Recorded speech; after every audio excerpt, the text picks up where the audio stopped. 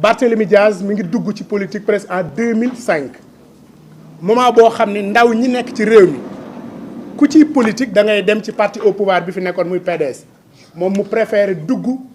ci parti socialiste xam ni ñëpp dañ doon daw parti bi jamono jooju parce que dañ ni 40 ans la ñu def génn nañ ci nguur bi mais jamono jooju amoon na way juróom bu yor parti mais mu préféré ñëw ci parti socialiste duggam ci parti socialiste jox beneen souffle opposition bi parce que 2007 lañ ko fal mu nekk responsable national des jeunesses socialistes donc de 2007 ba 2024 amul combat démocratique bu ñu mën a ci réew mi boo xam ne Barthélémy Diaz teewu ci parce que bu ma déggee kuy wax fa ne dama ni ko bu doon dañu dellu ci Kajoor bu say nawle di xeex nga daw yow kàddu doo ko amati ci dëkk bu ñu delloon démb Kajoor wala Bawol kooku ma dégg mu wax barki de bëgguma sa tudd turam parce que boo nekkee ndaw jiite ay parti ñu toll ci jamonoy xeex nga takk sa mbuus jaar ci suuf jël ay gaal daw génn réew mi moment bi ñu jàpp say camarades tëj leen ci kaso bi ñii ñu dóor leen bu dee am nga ngor tuuti da nga war a tëj sa gémmiñ dans le débat public donc il faut ñu jàngal leen ndawu politique naka lay taxawee et Barth est l'exemple patent de cette jeunesse politique qui s'est illustrée de par sa bravoure mais de par sa combativité c'est important Barthélémy Diaz je le rappelle pour mu leer ci bopp manipulateurs yi il n'est pas obnubilé par un poste de député parce que il a clairement dit à tout le monde que bu ñu faloo ki ko topp dina ko bàyyi mu siéger assemblée mais réew démocratie c'est des principes c'est des règles dès l'instant que ceux qui nous dirigent semblent ignorer ça parce qu'il y a un prince qui fait une commande disant que Barthélémy Diaz dañ ko war a humilier li xew assemblée nationale ñu ni Barthélémy Diaz ministre de la justice dégg naa sax nit ñi ni le très distingué et respecté xanaa il était ministre de la justice mu bind assemblée ni Barthélémy Diaz dañ koy jëlee fale ma bëgg rek ñu wax ak sénégalais yi parce que dañu ni tout député bu am condamnation définitive da ngay génn assemblée may rappeler sénégalais ni Barthélémy Diaz est dans la même situation que Ousmane Sonko bu ñu nax sénégalais yi parce que Ousmane démissionné wul dafa def lu ñuy woowee suspension olof di ko woowee dafa ajani mandat am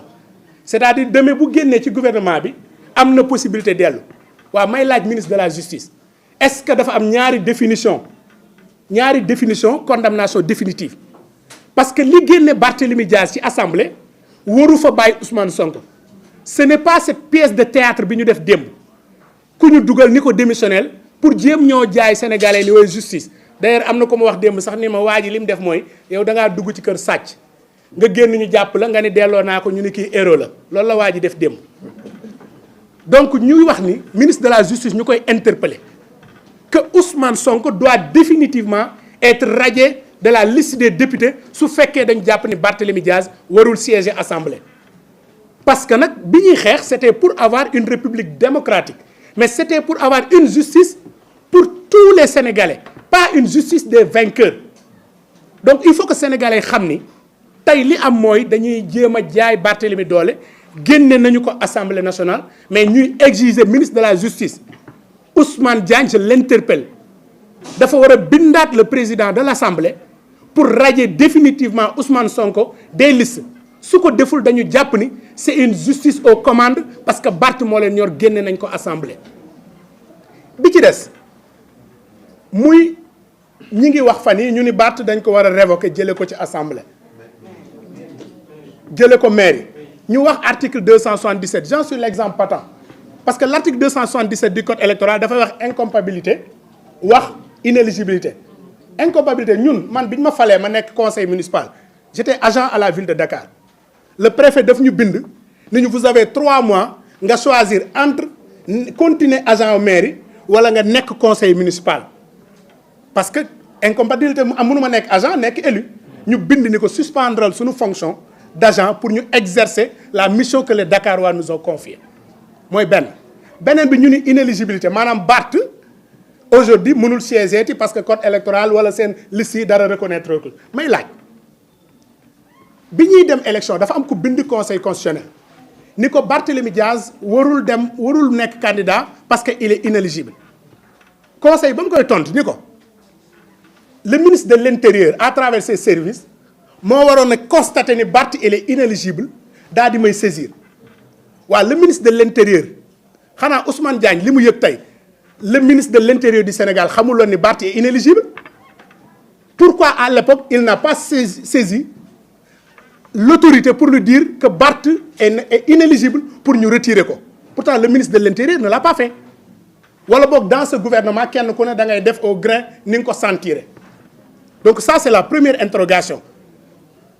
conseil constitutionnel bàyyi na ko mu jàll le ministère de l'Intérieur n'a pas daigné écrire pour constater l'inéligibilité de Barthélémy Diaz. La deuxième question interrogation qu'il faut se poser, quelle est la valeur du suffrage universel? Je rappelle que dañu def benn meeting Yewwi Askan Wi place de la Nation, je le cite nommément Ousmane Sonko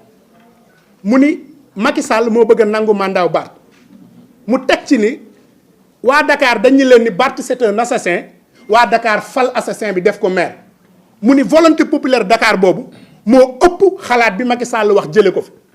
waaw ma koy rappeler ni Barthélémy Diaz moom mu jiiñoon assassin le peuple sénégalais en âme et conscience xamoon na ni condamné nañ ko ci Ndiaga Diouf mais teewul ñu fal ko député. Quelle est la valeur du suffrage universel? Parce que la justice est censée être rendue au nom du peuple mais ce même peuple a voté en faisant de Barthélémy Diaz député, en faisant de Barthélémy Diaz maire de Dakar. Donc il faudrait qu'on apprenne à respecter les Sénégalais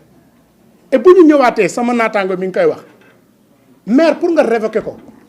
soo demee code général des collectivités territoriales entre l'article 135 ak 140 moom mooy wax maire naka lañ koy révoquer ak yan faute la def parce que le code général des collectivités territoriales moom moo régir le fonctionnement des collectivités territoriales muy maire yi muy conseil départemental et ce code li mu wax foofu dafa ni un maire condamné pour crime. Je vous rappelle que Barthélémy Diaz lors de son procès le procureur avait demandé de requalifier les faits en meurtre mais il n'a pas été suivi par le juge parce que li ñu ko condamné délit la donc bu ñu ko condamné pour délit amul ku mën a dindi Barthélémy Diaz à la tête de la mairie de Dakar donc sur le plan légal amuñu fu ñuy jaar boo demee ci 277 bi ñuy wax code électoral mënuñu fa jaar dindi ko mais le code général des collectivités daf leen far tëjal buntu tëj fenêtre wàcc rideau ñu ni leen nañu xool def lu ñu neex manipuler les lois mais je rappelle que ce Barthélémy Diaz depuis 2 ans bi ñu ko falee bientôt 3 ans c'est le seul maire élu qui au bout de 2 ans def un mandat pour dire aux Dakarois def un bilan yéen a ma fal lii laa def waaw am na ku ñu fi fal 1 an defe naa robinet mbedd sax peinture ko donc damay interpeller ñi ñu fal nañu génn et le peuple de Dakar a rendez-vous avec l'histoire parce que Barthélémy Diaz aujourd'hui résonne dans chaque maison de Dakar dans chaque rue de Dakar dans chaque école de Dakar de par ses réalisations voirie boo duggee Barthélémy Diaz les bourses Barthélémy Diaz la prise en charge Barthélémy Diaz l'éclairage public Barthélémy Diaz le social Barthélémy Diaz les financements Barthélémy Diaz mais est-ce que le peuple de Dakar dafa war a xool parce qu'il y a un homme qui est là qui par un accident de l'histoire est devenu premier ministre qui dit man dama war a venger wu ci Barthélémy Diaz et que ce peuple regarde Dakar ñu dindi Barthélémy comme maire moo tax may interpeller le peuple de Dakar mbéjum kanam boroom a koy fajal boppam ñii du Barth lañu amal problème mais Dakar la ñu iñaane may poser beneen question le Sénégal va accueillir les Jeux olympiques de la jeunesse en 2026 est-ce que gars yi dañuy bañ Barthélémy Diaz mu organiser ko en tant que maire de Dakar le peuple de Dakar doit savoir que le processus pour l'organisation des Jeux olympiques de la jeunesse Barthélémy Diaz mi ngi ci jouer rôle bu am solo à travers des infrastructures mais à travers une diplomatie des villes sur le plan international donc ñoom bëgguñu loolu pourquoi ils veulent coûte que coûte dindi Barthélémy Diaz donc moo tax may ñaan peuple Dakar yépp il est temps de se lever autour de notre maire protéger Barthélémy Diaz ce n'est pas protéger sa personne mais pour protéger Dakar parce que nag bu ñu seetloo nguur yi fi mujj c'est comme si Dakar dérange et l'histoire est en train de se répéter parce que quand Khalifa Sall avait pris Dakar avec des réalisations extraordinaires on l'avait bloqué tey y a Barthélémy qui est en train de travailler pour Dakar ñu dindi ko à la limite je me pose la question est-ce que c'est pas Dakar qui dérange les dirigeants de ce pays donc boo waral ñu war a jóg nekk benn moo tax ñun en tout cas boo jëlee ci affaire Ndiaga Diouf tey nee nañ convoqué nañ ko te on entend partout ñu ni peut-être ils veulent exécuter la contrainte par corps. Barth sur des questions de principe il dit que moom il n'est pas prêt à payer mais nous ses camarades jeunes et femmes élus de Dakar s'il s'agit que de mobiliser les 25 millions nous allons lancer cette cagnotte mobiliser l'argent yóbbu ko parce que sunu maire kenn du ko laal il est en train de travailler pour Dakar donc nous sommes prêts à le faire beneen bi incha allah ñuy lancer appel à tout le peuple de Dakar à partir de la semaine prochaine nous allons appeler à une grande mobilisation de soutien à notre maire Barthélémy Dias parce que képp ku bëgg a jaar ci moom il faudra nga jaar suñu kaw li fi amoon ba ñu stoppé Khalifa yàq projet wu Dakar yi nous ne sommes plus prêts à accepter cela moo waral incha allah on demande à toute la population de Dakar j'interpelle les organismes de défense des droits de l'homme j'interpelle l'opinion nationale et internationale nous avons au Sénégal un régime qui est dictatorial un régime qui au bout de 10 mois est en train de museler toutes les forces politiques contradictoires un régime qui ne souhaite pas avoir d'opposants mais un régime qui est en train d'instrumentaliser la justice pour arrêter des opposants. Il est temps que l'opinion internationale regarde ce qui se passe au Sénégal parce que nous sommes en train de faire des marches arrière. C'est comme si dañu xeex pour fal régime pour la démocratie mais chaque fois dañuy reculer waat nekk ginnaaw loolu moo waral ñuy xalaat sunu camarades yi nga xam ne ñoo nekk Ndar di 83 juróom-ñett fukk ak ñett di ñaanal Bassirou Diop mi nga xam ni dafa génn àdduna suuf oyof ci kawam di interpeller le procureur de la République pour qu'une enquête libre et démocratique ñu ubbi ko ñu xam yan conditions la Bassirou génne àdduna mais di interpeller waat aussi les juges pour que nos camarades soient libérés parce que ñi ngi leen fa téye depuis campagne électorale ba ñu dem tribunal war leen a juger ñu yóbbu délibéré flagrant délit c'est une première ma gis ko flagrant délit 1 mois donc ñuy exiger la libération de tous nos camarades qui sont aujourd'hui arrêtés injustement ñu nekk prison fële nga xam ni mooy Ndar ñu mën a ñëw ànd suñu wet mais di wax toute l'opposition sénégalaise donnons-nous la main mobilisons-nous pour faire face car le monstre est de retour je vous remercie